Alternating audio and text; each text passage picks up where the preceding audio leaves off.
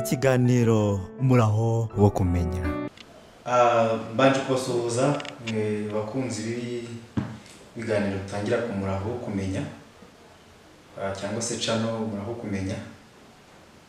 Ariko mbere mu minsi yashize twakoraga ibiganiro binyuze mu buryo bw'amajwi, gusa ubu ngubu tugiye gukora ibiganiro bifite amajwi aherekejwe n'amashusho.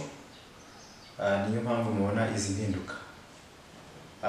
Turatangira dukora ikiganiro gifite ibice bigera kuri 4, gifite insanganyamatsiko ivuga ishyanga, uburyo ishyanga rivuka, uburyo ishyanga rikura, uburyo ishyanga rivaho cyangwa se rirangira. Tuzibanda ku gitekerezo kiboneka mu itangiriro ibice 12, aho tuzabona kuvuka kw'ishyanga rya Isirayeli, uburyo ryakuze n'impamvu ryakuze, n'ibihe nakwita bisa no kurangira kwaryo, bidufasha gusobanukirwa neza ishyanga, uburyo rivuka, uburyo rikura n'uburyo risaza cyangwa se uburyo rivaho.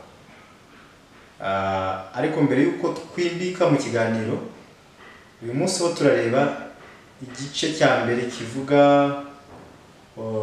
uburyo ishyanga rya Isirayeli ryavutse. Nibyo turebere hamwe uyu munsi. Kandi mbere yuko tureba icyo gice cya mbere cy'ibice 4 bigize kino kiganiro kizavuga kuri insanganyamatsiko, turabanza gusobanukirwa icyo ishyanga ricyo. Ishyanga ni iki? Ishyanga ni ijambo ry'ikinyarwanda rifite ubusobanuro bw'umuryango mugari cyangwa se abantu benshi bihuriza hamwe, cyangwa se igihugu runaka. Kugira ngo abantu bitwa ishyanga hari ibyo bagomba kuba bujuje. Bagomba kuba bafite ubutaka babarizwaho, bagomba kuba bafite imyemerere, bagomba kuba bafite umuco ubaranga ubatandukanya n'andi mashyanga cyangwa se n'indi miryango migari cyangwa se n'andi moko. Ishyanga ridafite ibyo uko ari bitatu ntabwo rishobora kwitwa ishyanga. Ishyanga rishobora kuvuka, rigakura, rikavaho. Ishyanga rishobora gukomera cyangwa se rikaba ingaruzwa muheto bitewe no kuba ridafite ibyo ngibyo navuze hejuru. Iki ni ikiganiro tuzimbikamo cyane, gusa mu ntangiriro z'iki kiganiro cyangwa se z'iki gice cya mbere, aho tugiye kureba kuvuka kw'ishyanga rya Isirayeli. Mbere yuko Isirayeli ibaho, yavutse ikomotse mu yandi mashyanga. Niyo mpamvu tugiye kwibanda ku gitekerezo kiboneka mu gitabo cy'itangiriro ibice 12. Turibanda ku murongo wa mbere ndetse n'uwa kabiri, niba naba ngombwa tureba umurongo wa gatatu. Ku murongo wa mbere cyangwa se umurongo wa mbere cya 12 cy'itangiriro, gusa umutwe w'amagambo aravuga ngo Uwiteka yohereza Aburahamu i Kanani. Umurongo wa mbere aravuga ngo Uwiteka ategeka Aburahamu ati, va mu gihugu cyanyu, usige umuryango wawe wanyu n'inzu ya so, ujye mu gihugu nzakwereka. Umurongo wa kabiri, nzaguhindura ubwoko bukomeye, nzaguha umugisha, nzogeza izina ryawe, uzabe umugisha. Uyu murongo wa mbere ugaragaza uburyo Uwiteka yategetse Aburahamu kuva mu gihugu cy'iwabo. Icya kabiri, yamutegetse gusiga umuryango we n'inzu ya se, ndetse agategekwa no kuva muri icyo gihugu kuko Imana yamubwiye ko ari izamwereka. Ariko mu murongo wa kabiri ho havuga uburyo Imana izabona kumuha umugisha ndetse ikogeza n'izina rye. Iyi mirongo ibiri tugerageje kuyivuga mu buryo burambuye, Aburahamu impamvu ategekwa kuva mu muryango, yari afite umuryango. Bibiliya itubwira ko Aburahamu akomoka mu gihugu cya Uri y'Abakaludaya. Uri y'Abakaludaya urebye mu mateka cyari igice cya Mesopotami. Muri iyi minsi ni muri Iraq. Niho hari umuryango mugari cyangwa se ishyanga Aburahamu yakomokagamo, kuko Aburahamu yari afite aho akomoka. Muri hano muri Uri y'Abakaludaya niho yakomokaga. ikindi muri kino gitabo cy'itangiriro bavuga ko se wa Aburahamu witwaga Tera ngo yabazaga Imana, yari umucuruzi ubaza imana zibajwe. Bivuze ko iri shyanga Aburahamu akomokamo naryo ryari rifite bya bintu bitatu. Bari bafite igihugu aricyo Aburahamu yategetswe kuvamo, bari bafite umuco wabarangaga, bari bafite imyemerere.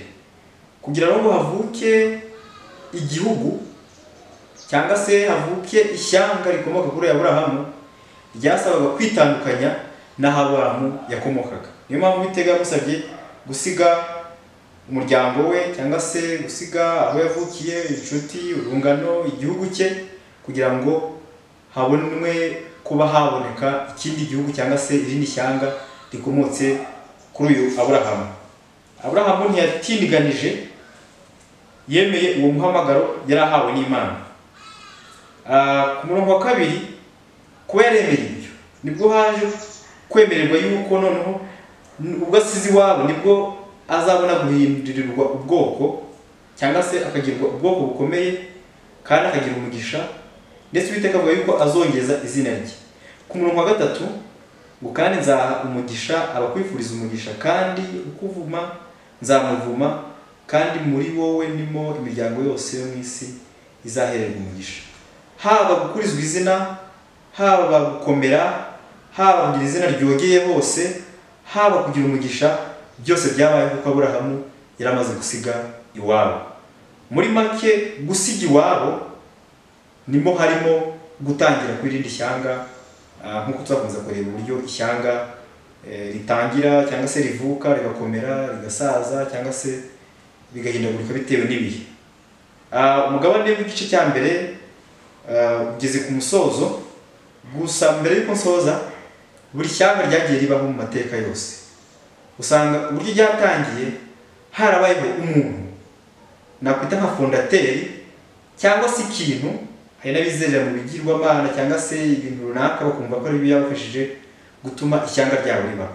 Ugasanga imbaraga bazitwerera ikintu runaka cyangwa se umuntu runaka, bakavuga ati uyu muntu ni watumye iri shyanga ribaho.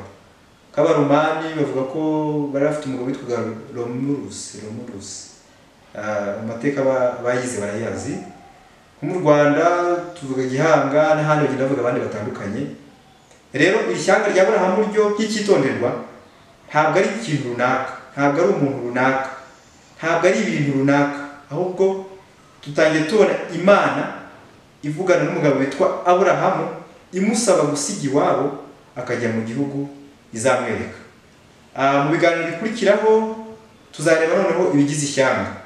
Tuzareba ibigize ishyanga nk'imyemerere cyangwa se imyizerere, tuzareba ibigize ishyanga nk'ubutaka batuyeho, tuzareba ibigize ishyanga nk'umuco abo bantu bafite. Mu mwanzuro, ishyanga rya Isirayeli kuko ryahamagawe n'Imana mu maza yaryo ya mbere, ubwo Imana yahamagaraga Aburahamu, tuzareba uruhare rw'Imana mu kubaka iryo shyanga, ibagenera umuco bazacyamo, umuco bazagenderamo, ibagenera imyizerere bagomba kwizera cyangwa se umurongo ngenderwaho w'imyizerere yabo, ndetse bagenera n'ubutaka bazabaho. Reka mbararikire kuzabana nanjye mu biganiro bikurikiyeho, kandi basaba gutanga inyunganizi, ibibazo muri comment, kandi nsaba Imana ngo ikomeze kudusobanurira, kuko hano mu muraho kumenya, ubundi muraho kumenya ni channel ituma cyangwa se ni inzira iguha kumenya. Nge namwe tuzagera kuri byinshi, nge namwe dufatanye tuzasobanukirwa byinshi, kandi hamwe n'Imana tuzagera ku ntambwe nziza ishimishije. Reka mbashimire, mbifuriza imigisha mvajuru, mbararikiye gukomeza kubana nanjye muri urugendo rw'ibiganiro tugiye kugirana. Murakoze, murakarama.